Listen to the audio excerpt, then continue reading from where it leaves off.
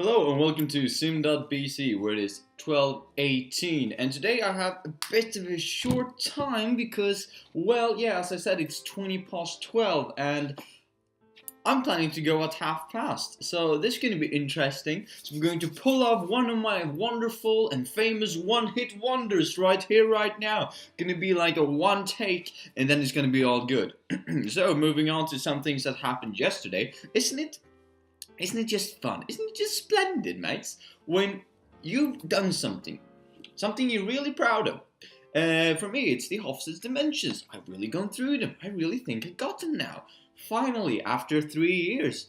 And then a teacher moves into it yesterday, negotiation techniques, and he presented Hofstad's, and I was like, ha! Everybody started laughing. No, not everybody, but a couple of people were like, this again?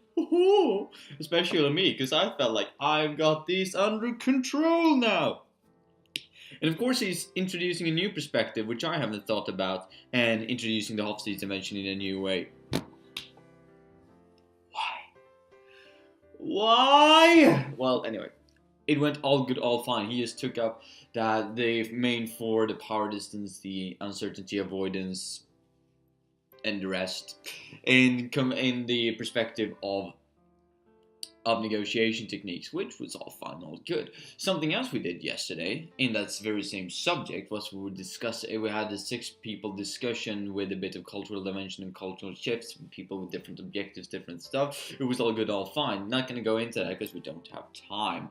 But what I wanted to focus on from yesterday was that we had this splendid idea, or our teacher had the splendid idea, to invite one of the people who is going to evaluate our entire group project in enterprise and leadership to the class, and for us to tell him a bit what we were about for him to give us feedback. We needed to do a pitch, a fast pitch, and therefore an elevator pitch, as it's called. And what is an elevator pitch? Well, the idea behind the elevator pitch is that you should be able to, from the time that you enter an elevator to the time that you go to like the 5th floor or something, so about 30 to 60 seconds, you should be able to summarize your entire business plan, your entire business model, and present it in a concise and convincing way. Now, I'm not very good at that.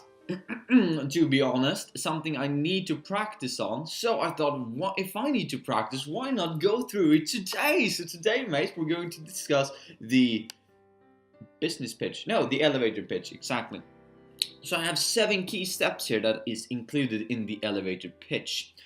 And these are: define the problem, describe your solution, know your target market, describe the competition, who's on your team, financial summary, and show traction with milestones.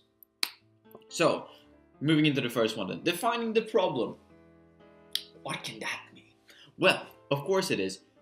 Your idea, your product or your service need to apply to a need, doesn't it? It's like in the sales pitch.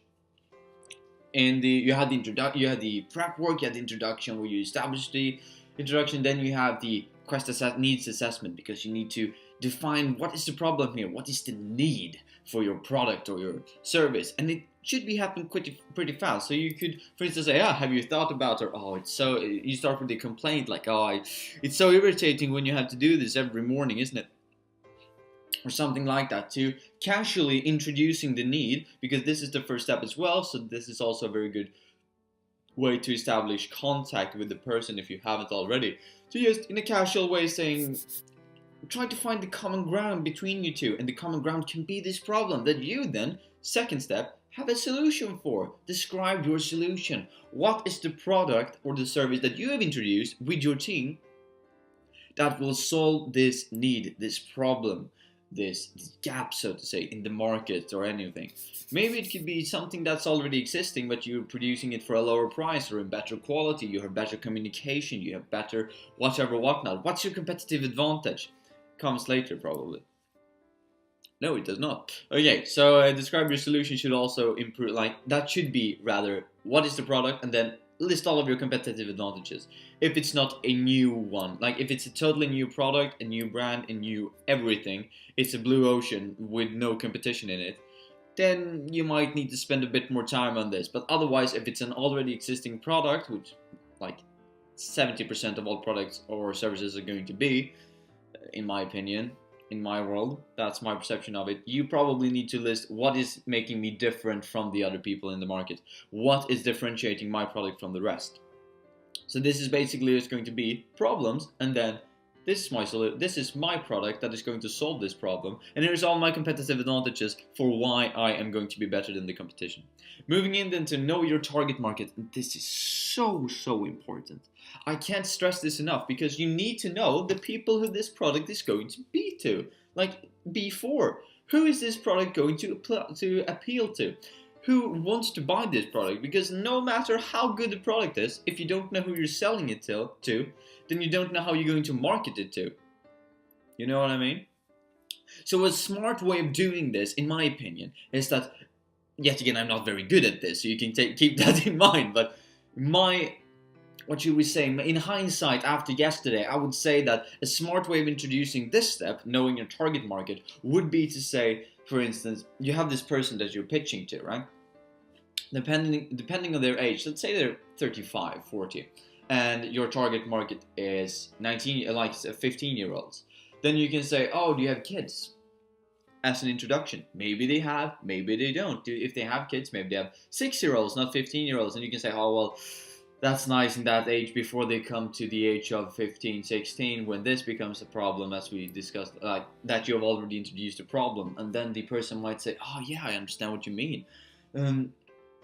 Which naturally leads you into this discussion, or this person would like to listen to you. Or you can say, oh, people like you, or not like you, perhaps, because you don't want to isolate the person if they don't feel like the problem exists. But you can say, if your target market is 30-year-olds, you can say, oh, do you remember, or do you have friends who have explored this, or something like that. And if of course, if your target market is older than 40, and it's about in the 50s, if it's about in the 60s, 70s, you can say, like, our parents or something like that, because everybody has parents, right?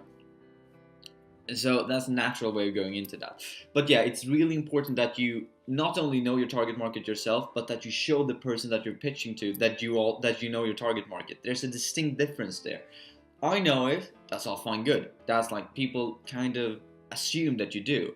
Now you're going to show other people that you do, and that's harder, but even more important, actually. So the fourth one is describe the competition. Don't trash talk them. Don't.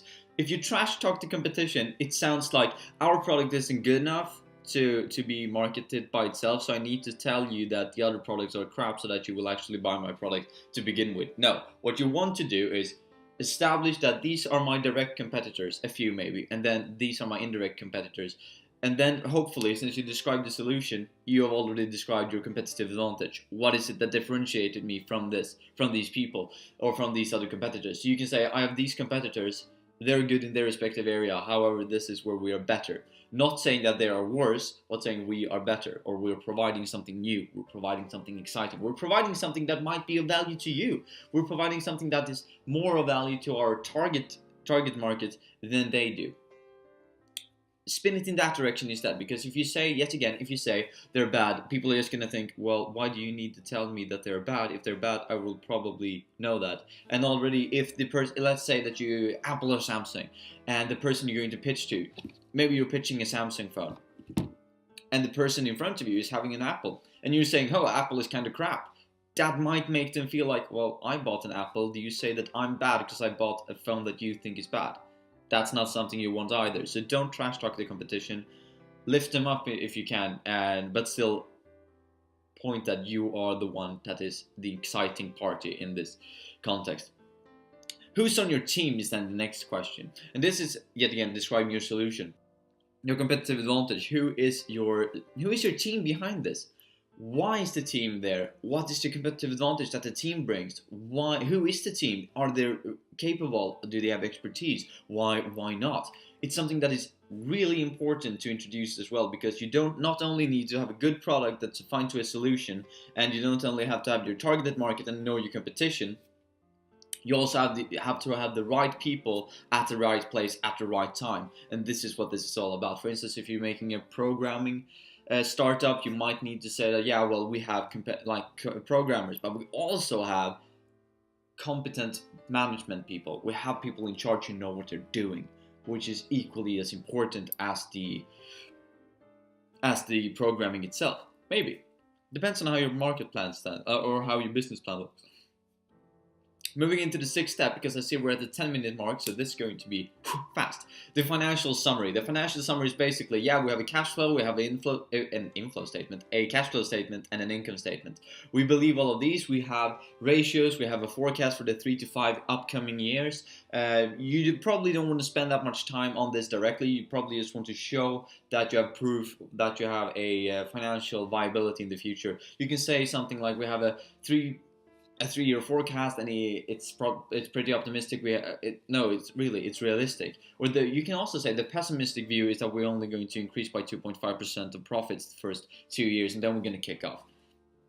Something like that. Make it sound realistic, because as I said, I was going for positive in the beginning, but even the pessimistic view should sound optimistic, and the people should believe in you, not only your figures and your maths, because when you start your startup, it's going to be mainly about you as the founder and you as the team who's going to drive this change.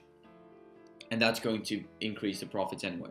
So the person you're pitching to is probably going to believe in you, not in numbers. Even though numbers is good, as I've said before, numbers don't sell, stories do, people do. You're the champion of the company. So you're showing the financial summary quite quickly. You don't want to show them a lot of numbers, because that will overwhelm them with information in this short amount of time you have. But just say that we have all of this, we can send it to you if you're interested.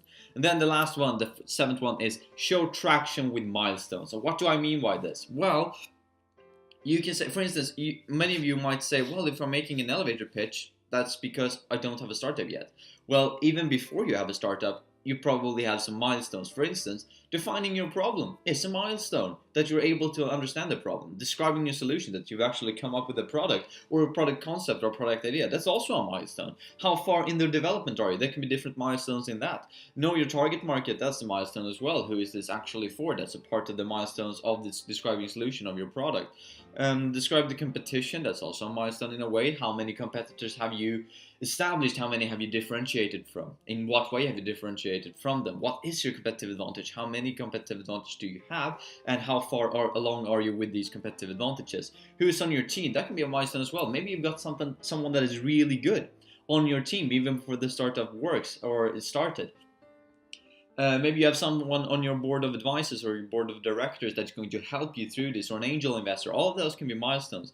Financial summary, that you have made a 3-year or 5-year forecast, that can be a milestone in itself. Like I'm done with this. Here, you can see, I'm done.